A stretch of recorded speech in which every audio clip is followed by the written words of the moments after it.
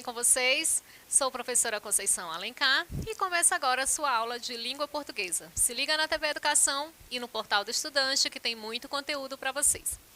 Na aula de hoje vamos começar com uma nova classe de palavras, ainda dentro das classes de palavras variáveis, né? Nós vamos ver hoje a primeira aula sobre pronome. Nós teremos outras aulas ainda sobre pronome também, tá? Nós fizemos essa divisão de uma forma bem, para que vocês possam entender, bem pausado, para não perder nada, porque essa é uma classe de palavras que tem muitas coisas para a gente ver, tá certo? Então, se você não viu as outras aulas das classes de palavras variáveis, nós já temos lá na plataforma, nós já temos substantivos, nós já temos os adjetivos, já temos os artigos, tá? E vamos começar hoje com pronome, né? Vocês lembram aí que nós temos as classes de palavras variáveis e as invariáveis. Quais são as invariáveis? O advérbio, a preposição, a conjunção e a interjeição. As demais são todas classes de palavras variáveis. E o que nós vamos ver hoje sobre o pronome? Vamos começar relembrando esse conceito, relembrando esse uso. Vamos ver um pouquinho dos pronomes pessoais, né? A classificação dos pronomes pessoais, do caso reto, do caso oblíquo. E vamos ver uma diferença que muitas pessoas ainda têm dúvida. Para eu ou para mim? Né? Vamos ver aí e tirar algumas dúvidas ao longo da aula. Então vamos lá, começando aqui com o conceito, vocês certamente lembram desses conceitos, né? Mas o pronome é uma das classes que mais tem classificações, então algumas pessoas têm dificuldade nessas classificações. E aí muitos também querem apenas memorizar o que é pronome pessoal, o que é pronome de tratamento, o que é pronome possessivo. E a dica não é memorizar apenas, você tem que entender o contexto.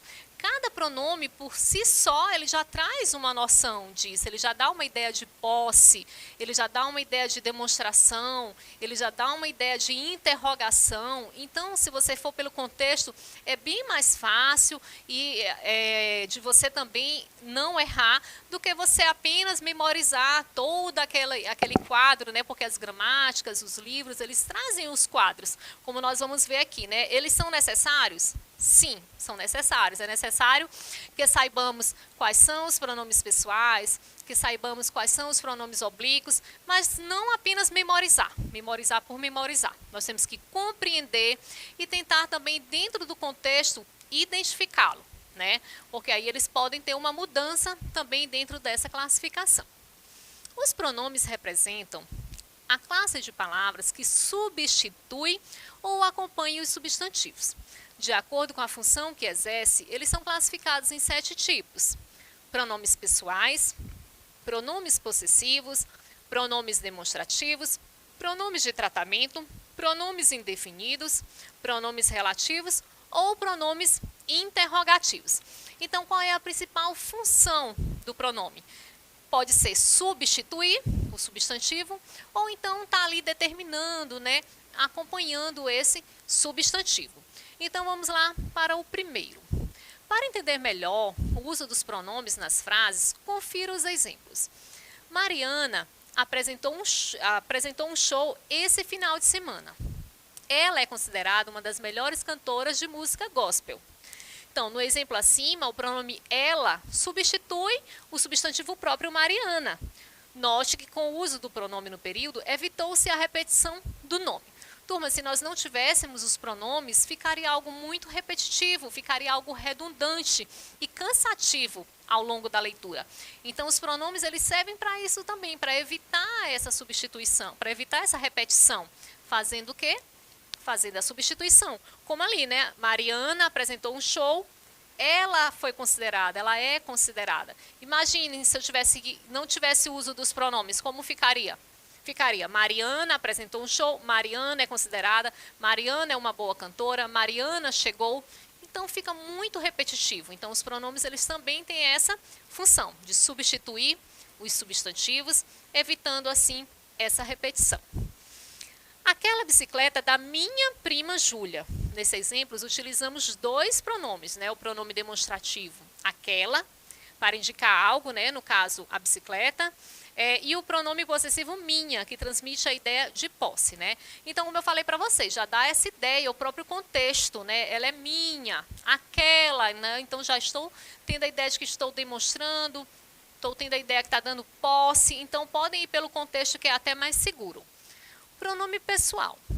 Os pronomes pessoais são aqueles que indicam a pessoa do discurso e são classificados em 2 tipos. Os pronomes pessoais do caso reto, que exercem a função de sujeito, né? Eu gosto muito da Ana. Quem gosta da Ana? Eu. Lembram daquela regrinha quando a gente faz para a gente descobrir o sujeito, para separar o sujeito do predicado? O que a gente tem que fazer? Tem que fazer a pergunta ao verbo. E quando a gente faz a pergunta ao verbo, a gente descobre quem? Descobre o sujeito, aquela outra parte que sobra ali seria o predicado. E aqui nesse caso, esses pronomes estão funcionando como o quê? Estão funcionando como sujeito. Pronomes pessoais do caso oblíquo substituem os substantivos e complementam os verbos. Está comigo o seu caderno. Com quem está o caderno? Comigo.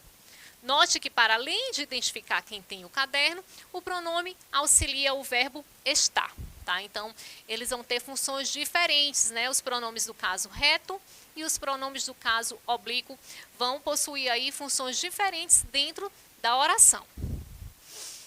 Os pronomes pessoais do caso reto são aqueles que têm a função de sujeito ou de predicativo do sujeito.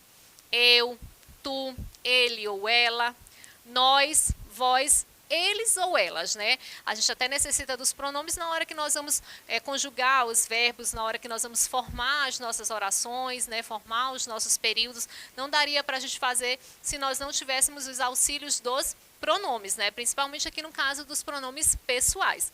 Eu entreguei a requisição hoje. Quem entregou a requisição hoje? Eu. Façam sempre a pergunta ao verbo. Eu, no caso, o sujeito. A Felizarda é ela, ali no caso, um predicativo. Os pronomes tu e vós também podem ter a função de vocativo. Tu, que sabes tudo, vem à frente e explica. Ó vós que não sabeis do inferno, olhai, vinde vê-lo, né? Uma frase da Cecília Meirelles. Quando que vai ter função de vocativo? Quando tiver, como o próprio nome está dizendo, né? Quando estiver invocando, né? Então ele diz tu, que sabes tudo, né? Ó vós que sabeis. Então ele está invocando. Então se está invocando, vai funcionar aí como um vocativo. São os pronomes pessoais retos que no discurso indicam quem fala, com quem se fala e de quem se fala, né? Então, no discurso, nós temos a pessoa que fala, a com quem se fala e a de quem se fala. É muito importante entendermos isso aqui, porque uma vez que nós compreendemos isso, a gente já tem um entendimento maior sobre as pessoas do discurso, né? Quem fala é a primeira pessoa do singular, eu, ou a primeira do plural, nós. Com quem se fala é a segunda do singular, tu, ou do plural, vós, né? Normalmente a gente não utiliza muito vós, né? A gente utiliza mais uma linguagem mais formal, né? Ou na escrita, mas no nosso dia a dia a gente não utiliza muito vós. O tu a gente utiliza bastante, embora não façamos a concordância adequada que o verbo pede, né? A gente diz tu fez, tu viu, tu foi, né? A gente acaba não fazendo a concordância adequada, da forma como o verbo realmente exige, mas dentro da oralidade é permitido, tá? E também, ainda sobre a pessoa do discurso, de quem se fala, né? Que é a terceira pessoa do singular.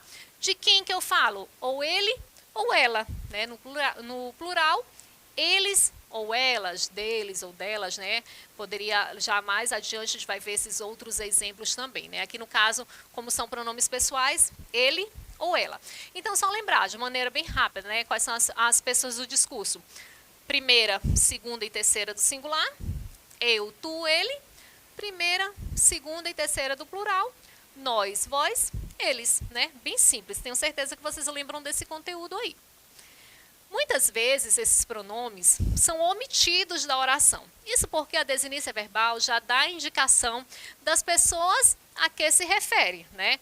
Mesmo eu tirando, não colocando na frase, por conta do verbo, das desinências verbais, eu consigo identificar a pessoa do discurso. Por quê? Porque ali só vai caber aquela pessoa do discurso. Não tem como eu encaixar uma outra pessoa do discurso, né? Quando eu digo assim, ó, falo com todo mundo. falo com todo mundo. Então, estou referindo eu falo com todo mundo. Não daria outra pessoa. Eles falam com todo mundo? Não vai, não tem concordância.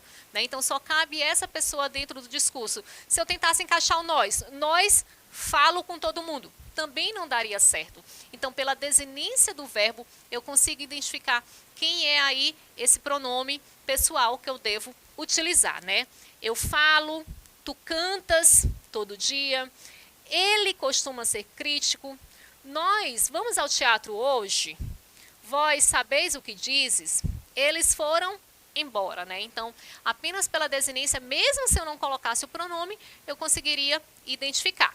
Aí vocês têm que voltar lá na gramática de vocês, nos livros de vocês e diferenciar sujeito desinencial, sujeito oculto, de sujeito indeterminado. Não confundam sujeito oculto com sujeito indeterminado. Indeterminado é quando eu realmente não posso ou não quero determinar. É diferente do sujeito oculto, que eu apenas ocultei da frase, mas pela desinência do verbo eu consigo descobrir qual é a pessoa gramatical, qual o pronome, o sujeito ao qual eu estou me referindo.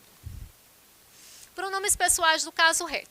Os pronomes pessoais do caso reto têm a função de sujeito ou predicativo do sujeito, né? Foi o que eu falei agora há pouco para vocês. Eu, tu, ele ou ela, né? São as primeiras pessoas do singular. Nós, vós, eles, que são as pessoas gramaticais do plural, tá certo? Então, basta vocês dividirem entre as pessoas gramaticais do singular e as pessoas gramaticais do plural, né? Os pronomes que ficam aí no singular e os que ficam no plural. Exemplos de frases com pronomes pessoais do caso reto. Ele finalizou o projeto há poucos dias. Nós estamos quase a chegar.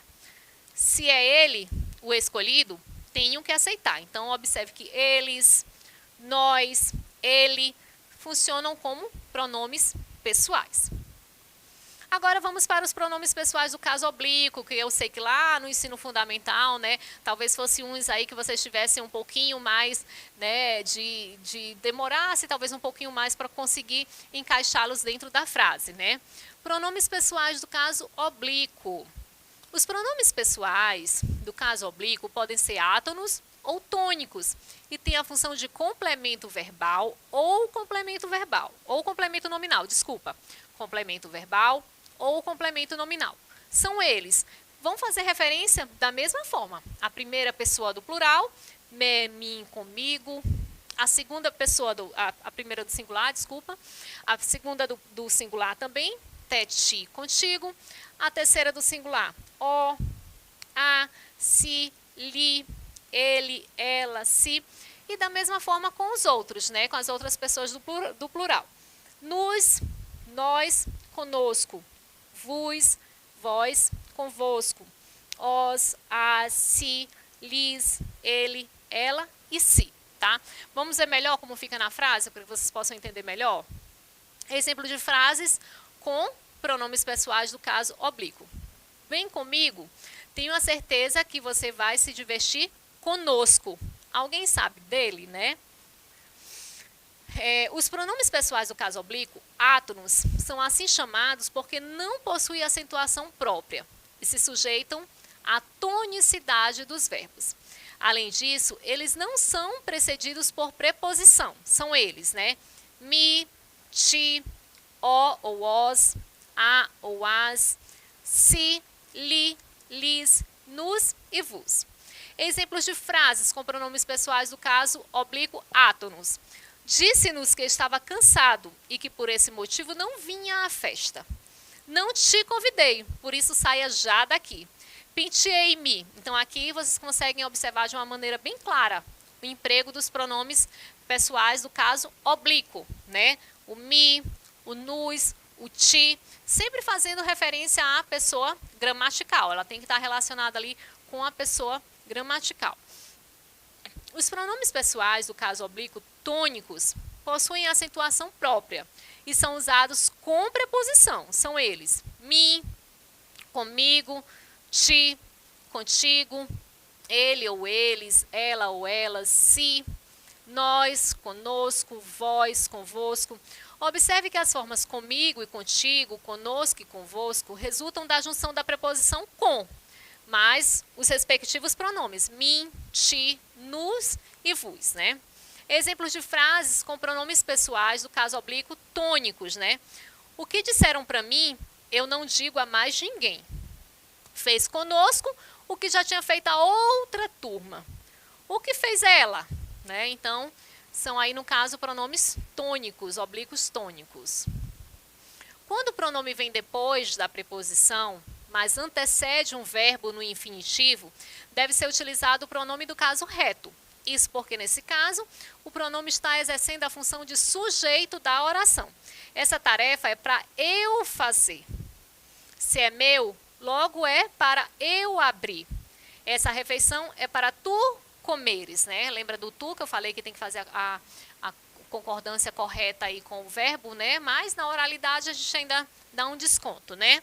E aqui a gente vai já ver essa diferença entre quando eu utilizo eu e quando eu utilizo me, né? Vamos ver aí essa diferença. Aqui os pronomes pessoais. No quadro vocês podem acompanhar os pronomes pessoais do caso reto, né? Que são bem fáceis. E para cada um nós temos o respectivo pronome oblíquo, né? Que foi o que a gente viu nos slides anteriores, né? Eu, tu, ele, nós, vós, eles. E para cada um nós temos um pronome oblíquo que é correspondente, tá certo? Me, mim, comigo, te, ti, contigo, que a gente viu ali nos slides anteriores. Esse quadro aqui é apenas uma síntese para que vocês possam relembrar, tá? Para eu ou para mim. O uso do pronome eu ocorre quando o mesmo é sujeito da oração. Já o pronome mim é usado como complemento, ou seja, é o objeto da oração. Usamos o pronome do caso reto, eu, tu, ele ou ela, nós, vós, eles ou elas, quando nos referimos ao sujeito da oração. Já os pronomes oblíquos, mim, ti, ele ou ela, nós, vós, eles fazem papel de objeto e surgem após uma preposição. Para mim, de mim, por mim e assim por diante. Observem ali a preposição acompanhando, né? Então, surge depois de uma preposição. Veja o exemplo. Ela trouxe o presente para eu desembrulhar.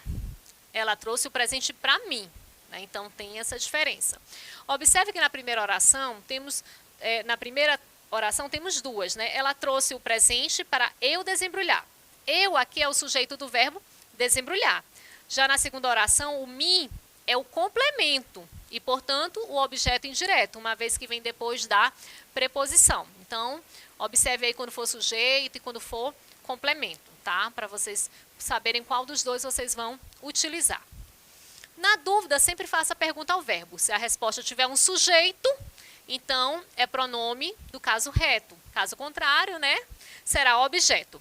Ela trouxe o presente. Quem trouxe o presente? Ela, né? Então, se a resposta for um sujeito, vai ser pronome do caso reto. No caso, ela é um pronome do caso reto. Para eu desembrulhar. Quem desembrulhar? Eu. A lógica é simples. Geralmente, há dois verbos, também haverá dois sujeitos, né? Fica aí bem mais fácil da gente compreender. Se for outros exemplos, né? Se for para eu ficar, então ficarei, né? Ficar sujeito, eu ficarei, o sujeito também eu. Ele disse para eu ficar. Então, o correto seria para eu ficar, não para mim ficar, né? Ele não disse nada para mim. Para mim, ele está fazendo de conta que não sabe de nada.